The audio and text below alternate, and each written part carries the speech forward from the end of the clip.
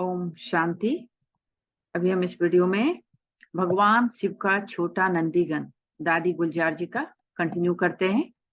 दादी जी की श्रेष्ठ मत ने किया निश्चिंत। ब्रह्मा कुमारी कैलाश बहन, गांधीनगर, गुजरात। बाबा के अव्यक्त होने के बाद वरिष्ठ दादियों के साथ मधुबन में रहने का परम सौभाग्य मुझे मिला। उस पालना को मैं कभी नहीं भूल सकती हूँ। वह शक्ति आज भी अच्छी तरह से चला रही है। जब भी किसी भाई या बहन को किसी भी प्रकार की परिस्थिति आ जाती, तो संदेशी होने के कारण वे मुझे फोन करते थे कि दीदी, हमारा भाई या बहन बीमार है, बहुत गंभीर स्थिति है, आप अभी ही बैठकर योग करो। कभी कभी तो हम उन लोगों के कहने से विशेष योग कर पाते थे, पर कभी कभी योग में बैठना बहुत मुश्किल लगता था, क्योंकि कोई ना कोई ग्रुप कहीं ना कहीं से आता रहता था, तो उनको संभाले या योग करने बैठे।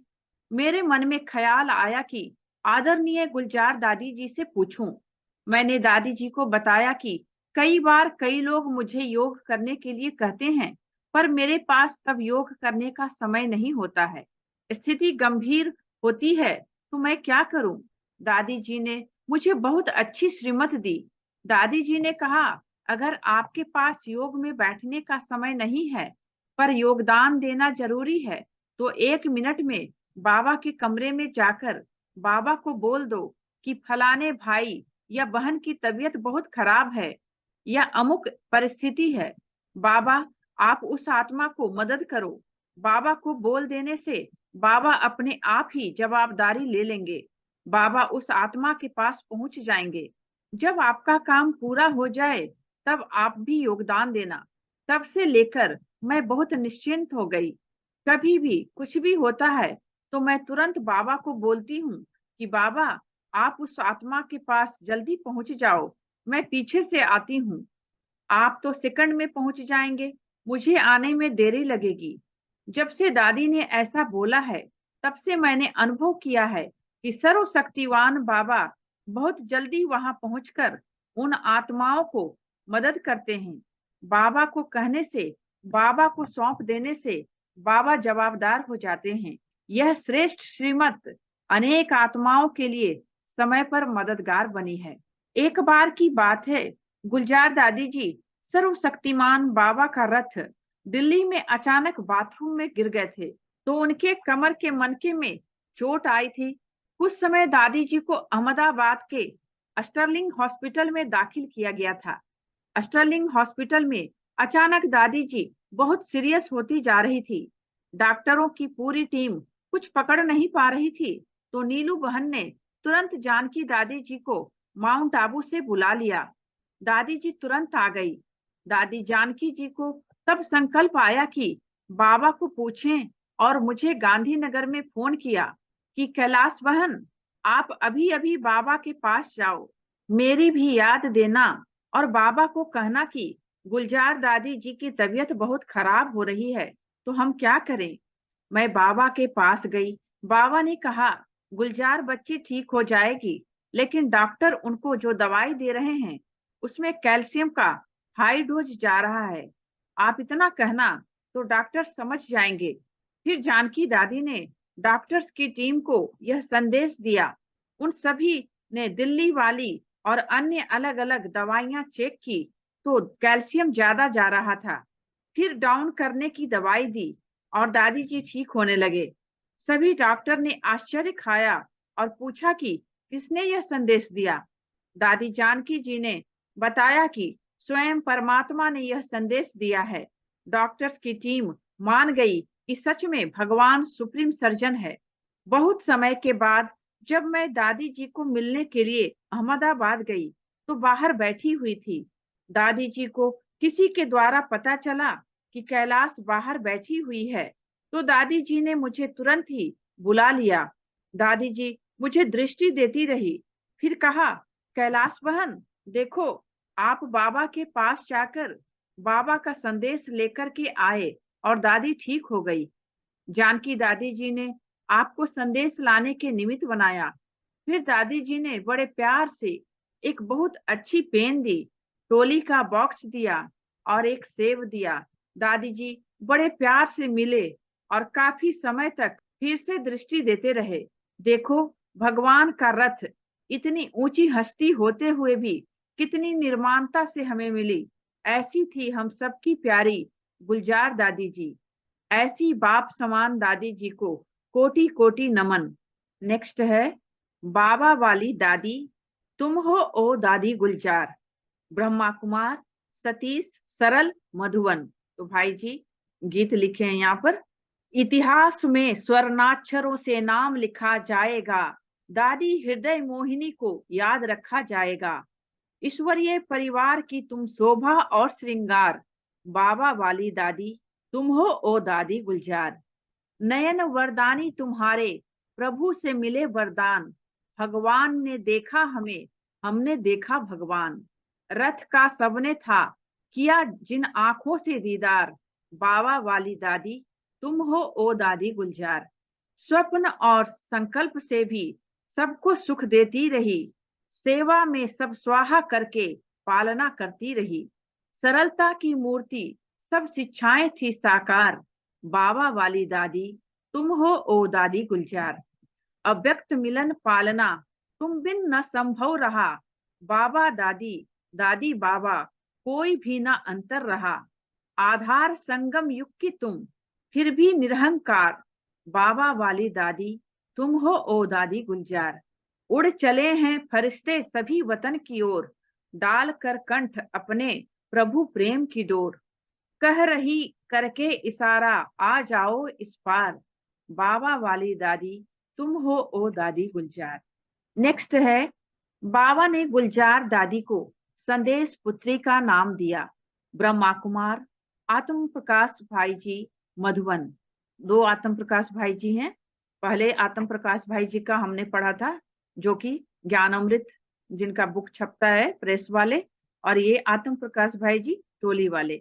विशाल हृदय, गंभीर एवं शांत चित परम आदरणीय गुलजार दादी जी इस ईश्वरीय विश्वविद्यालय की अति विशिष्ट एवं कर्मठ कार्यकर्ताओं में से एक थी।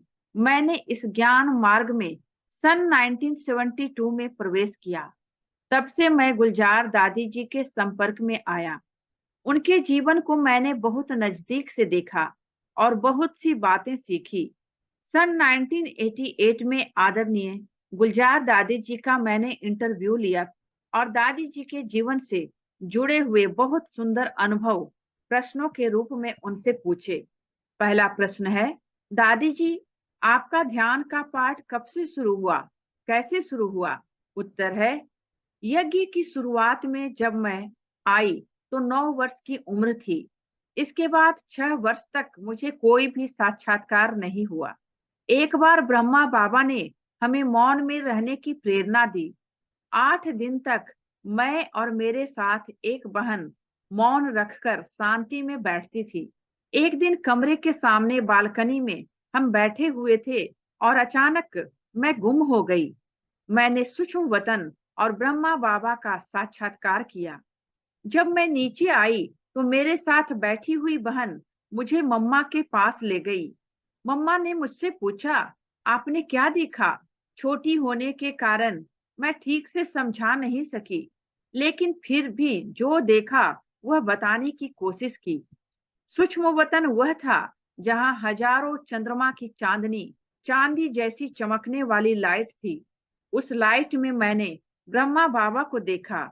ब्रह्मा बाबा मुझे इशारे से बुला रहे थे, आओ बच्ची आओ। मुझे संकोच हो रहा था कि यहाँ ब्रह्मा बाबा कैसे? प्रकाश के शरीर में बाबा के बहुत सुंदर फीचर्स दिखाई दे रहे थे। मम्मा के कहने पर यह दृश्य मैंने बाबा को भी सुनाया, लेकिन फिर भी स्पष्ट नहीं हुआ। बाबा ने मम्मा को कहा कि मम्मा, इसमें कुछ गुह्य राज छुपा है। इस बच्ची को शांत वातावरण और एक बहन गाइड के रूप में देना जरूरी है। बाबा मुझे बाबा भवन में ले गए, जहां बाबा रहते थे। हर रोज नियम प्रमाण मैं ध्यान में जाती तो ब्रजेंद्रा दादी जी मुझे कुछ प्रश्न देते थे कि ये प्रश्न पूछकर आना। मैं प्रश्न पूछकर आती और बताती।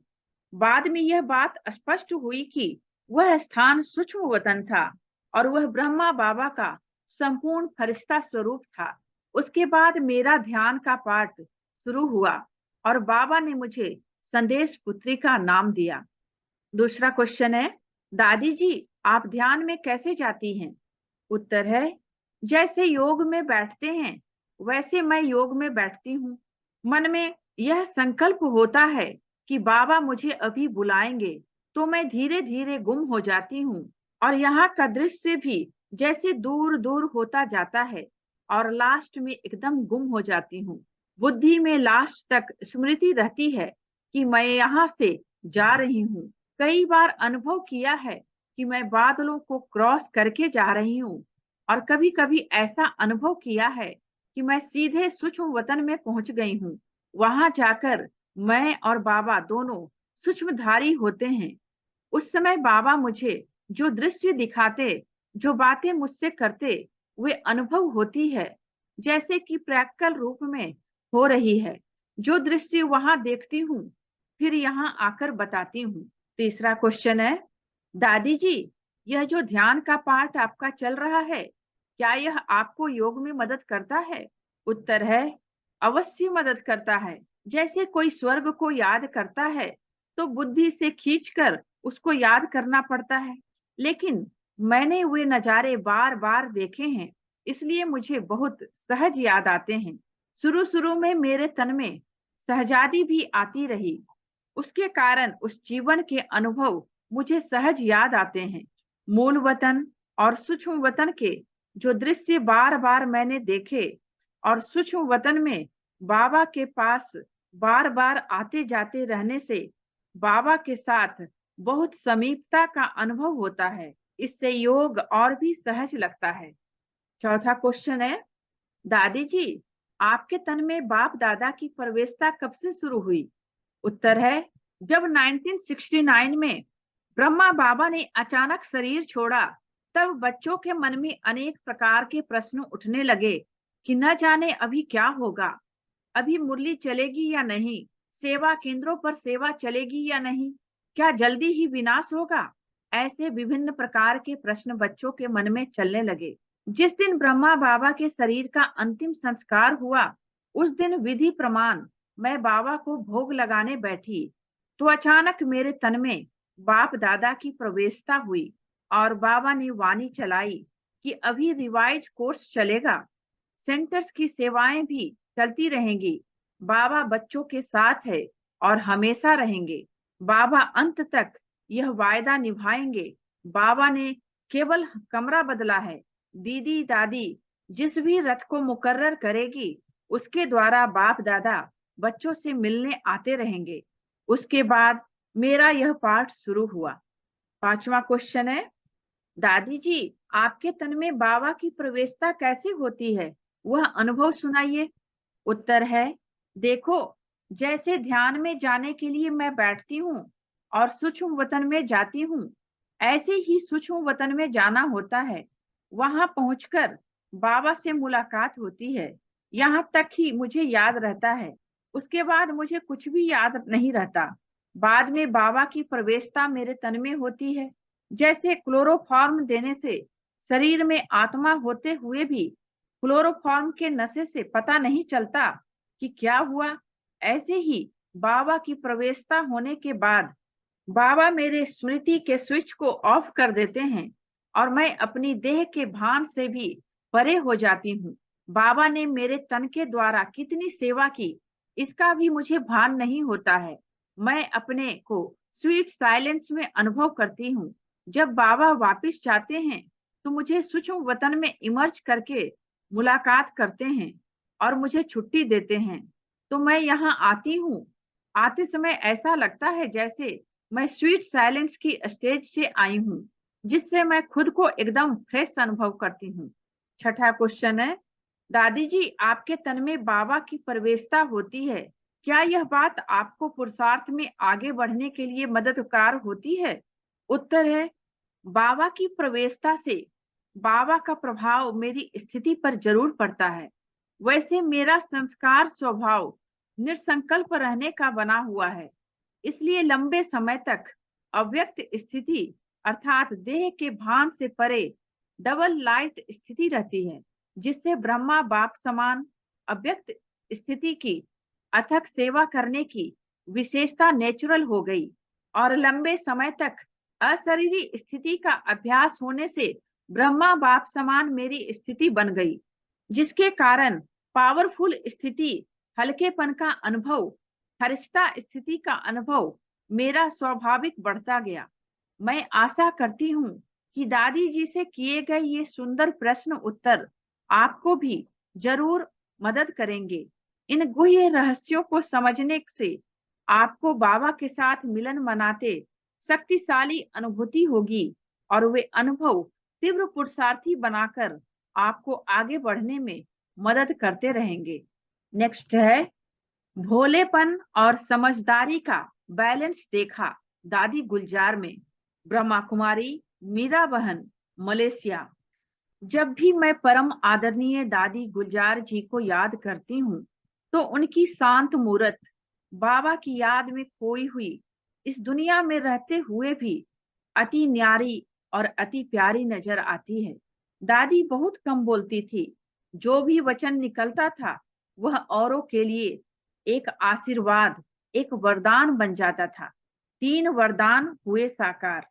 दादी की जीवन कहानी में हमने सुना है कि एक बार साकार बाबा ने दादी को कुछ लिखने का काम दिया था। दादी ने बहुत सुंदर अक्षरों में लिखकर बाबा को दिया। तब बाबा ने दादी को 3 वरदान दिए कि आगे चल कर के आपकी आंखें, आपकी आवाज और आपका लेखन सारे विश्व की सेवा करेगा। उस समय तो यह मालूम नहीं था कि अव्यक्त बाप दादा का पाठ दादी के द्वारा इतने वर्षों तक चलेगा। परंतु जैसे जैसे ड्रामा का सीन खुलता गया तो समझ में आया कि बाबा का वरदान प्रैक्टिकल में साकार हो रहा है। संस्कार में बाबा और संसार भी बाबा। मैंने एक बार दादी से पूछा, बाबा आपको इतना प्यार क्यों करते हैं? दादी ने बहुत सुंदर जवाब दिया कि मेरे संस्कार में बाबा है और मेरा संसार भी बाबा है। यह जवाब मेरे दिल को छू गया कि अगर हम भी अभ्यास करें कि हमारे संस्कार में भी बाबा और हमारा संसार ही बाबा हो, तो बाबा क्यों नहीं हमें याद करेगा? कौन ज्यादा समझदार है, परिस्थिति या मैं? एक बार मैंने दादी से बहुत हंसी की बात सुनी थी, वह भी मुझे बहुत शिक्षा भरी लगी।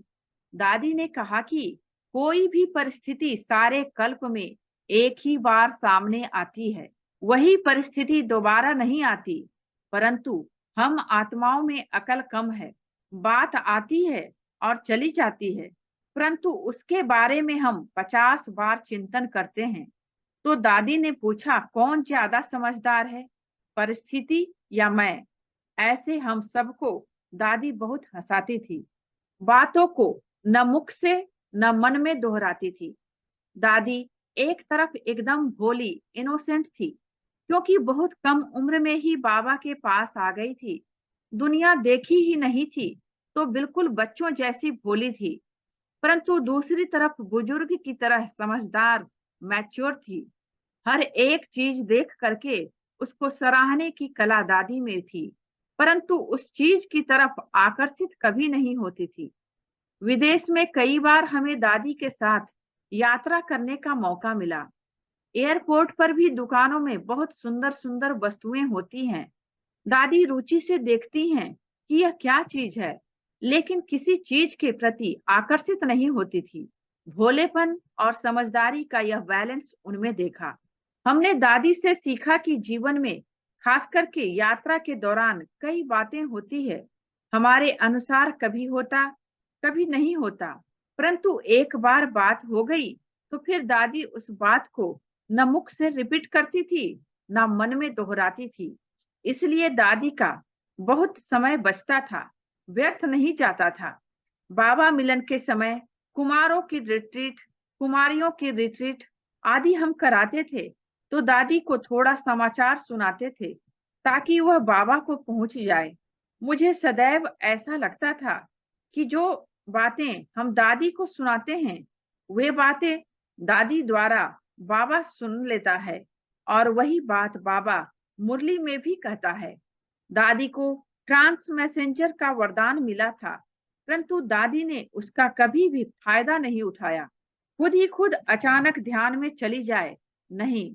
जब भी प्रोग्राम मिलते थे, उसी अनुसार दादी ट्रांस में जाती थी और संदेश ले आती थी। जब दादी की तबीयत ठीक नहीं थी, तो उन दिनों संदेश लाने तथा बाबा के आने का भी कार्यक्रम बंद था। हमने एक बार दादी से पूछा कि बाबा क्यों नहीं आपके द्वारा संदेश दे रहा है, हम मिस करते हैं। तो दादी ने कहा कि बाबा मुझे नहीं बुलाते, मैं क्या करूं। जब भी उन्हें ऑफिशियल प्रोग्राम मिलता था, तभी वे बाबा के पास जाती थी और संदेश ले आती थी। दादी हर एक बात की तरफ उचित ध्यान देती थी। दादियों के आपसी प्यार का रहस्य। एक बार हम सभी विदेश की टीचर्स की क्लास थी और दादी गुलजार जी, दादी जानकी जी और दादी प्रकाश मणि जी तीनों बैठे थे। मैं भाषांतर कर रही थी। किसी ने पूछा, दादियों का आपस में इतना प्यार है, उसका रहस्य क्या है? जबकि दादी प्रकाश मणि मधुबन में रहते हैं, दादी जानकी लंदन में रहते हैं, दादी गुलजार दिल्ली में रहते।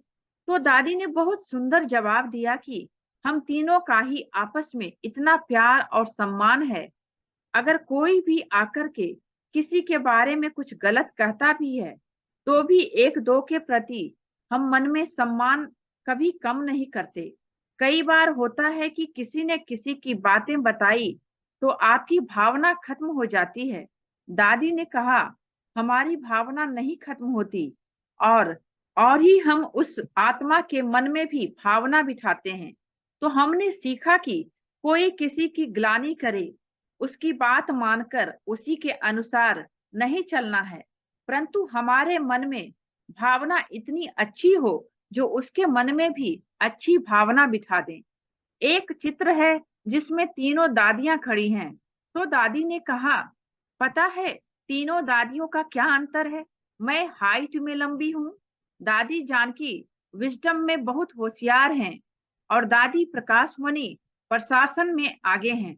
इस तरह दादी के रमणीक रूप से उस चित्र का वर्णन किया था। कर्मातीत अवस्था का एक सुंदर उदाहरण। दादी जी जब भी क्लासेस कराते, तो जिगर से यह बात जरूर कहते कि खुशी हमारे ब्राह्मण जीवन का खजाना है। कुछ भी हो जाए, लेकिन खुशी को नहीं गंवाना। कोई भी सेवा करते यदि माया आती है, आपकी खुशी गुम हो जाती है, तो वह सेवा छोड़ दो, परंतु खुशी नहीं छोड़ो। इतने तक दादी कहती कि मृत्यु भी आ जाए, तो भी खुशी खुशी शरीर छोड़ो, दुख से नहीं। दादी ने यह वरदान हम सभी को दिया है कि कभी भी खुशी को गंवाना नहीं। ब्राह्मण बनने के बाद खुशी गवाई माना सब कुछ गवाया। दादी हम सबके सामने कर्मातीत अवस्था का एक सुंदर उदाहरण है। इस शरीर में रहते हम कैसे उस अवस्था को प्राप्त कर सकते हैं, कर्म भोग को कर्म योग में कैसे परिवर्तन करना है, यह हमने उनमें देखा। दादी के लिए लोग पूछते हैं, इतनी बड़ी योगी बाबा का रथ, उन्हें इतना शारीरिक कष्ट क्यों होता है? वास्तव में उन्हें कोई तकलीफ नहीं होती, परंतु बाबा उनके द्वारा उदाहरण देते हैं कि कैसे कर्म भोग को कर्म योग से चुकतू करना है। उनका कोई भोगना नहीं होती, परंतु उनकी बीमारी द्वारा अनेकानेक आत्माओं का भाग्य जग जाता है। दादी का जब पहला ऑपरेशन हुआ था कैंसर का, तब डॉक्टर अशोक मेहता दादी की मनोस्थिति, दादी के वाइब्रेशन देखकर बहुत प्रभावित हुए थे। दादी अंतिम 2 वर्ष एकदम साइलेंस में रहे, बोलना बंद कर दिया था। मैं एक बार मुंबई में दादी से मिलने गई थी। उनके कमरे में जाते ही लगा जैसे सूक्ष्म वतन है। दादी का चेहरा कोई फरिश्ता नजर आता था। दादी कुछ नहीं बोलती थी, दृष्टि देती थी, वह भी थोड़े समय के लिए। इस दुनिया में रहते कैसे हमें इस दुनिया से उपराम रहना है, वैराग्य वृत्ति रखनी है, वह प्रैक्टिकल हमें दादी ने सिखाया। आज भी हम ब्राह्मण परिवार दादी को बहुत याद करते हैं। गुलजार दादी और बाबा के रथ को अलग ही नहीं कर सकते, क्योंकि दादी को याद किया माना बाबा को याद किया। दादी के शांत स्वरूप और बोल की स्पष्टता से अनेक आत्माओं को परमात्मा के समीप आने का मौका मिला। मैं अपने आप को बहुत बहुत भाग्यशाली समझती हूँ। सन 1968 में मैं ज्ञान में आई, फिर अव्यक्त बाप दादा का पाठ भी शुरू हुआ, और जब तक बाबा का यह पाठ चला तब तक हमने हर वर्ष दादी को बहुत नजदीक से देखा, और कुछ साल बाप दादा के साथ साथ भाषा अनुवाद करने का भी मौका मिला। मानो पावर हाउस मेरे पास आ गया हो। हमने देखा बाबा मिलन के दिन दादी किस तरह तैयारी करती थी, कितनी शांति में, अंतर्मुखता में रहती थी। फिर कैसे दादी के तन में बाप दादा आते थे, और बाबा के जाने के बाद दादी ऐसे उठती थी जैसे कि नींद से उठी है, एकदम फ्रेश। हमने एक बार दादी से पूछा, दादी, हम सभी तो आपके द्वारा बाबा से मिल लेते हैं, परंतु आप बाबा से कैसे मिलती हो? आपको तो बाबा से हमारी तरह मिलने का मौका नहीं मिलता। दादी ने कहा, जब बाबा आप सभी से मिलकर वापस वतन में आते हैं तब मुझसे मिलते हैं, फिर मुझे छुट्टी देकर नीचे भेजते हैं। उस समय बाबा का मुझे इतना प्यार मिलता है, लगता है जैसे पावर हाउस ही मेरे पास आ गया हो। इसलिए हम कुछ मिस नहीं करते हैं। हमें भी दादी से प्रेरणा लेकर दादी की तरह बाबा की आशाओं को पूर्ण करना है। हम दादी समान बन जाएंगे तो बाप समान बन ही जाएंगे। ओम शांति। इस वीडियो में बस इतना ही। इसके आगे हम अगले वीडियो में पढ़ेंगे। थैंक यू बाबा का, और थैंक यू आप सबका। ओम शांति।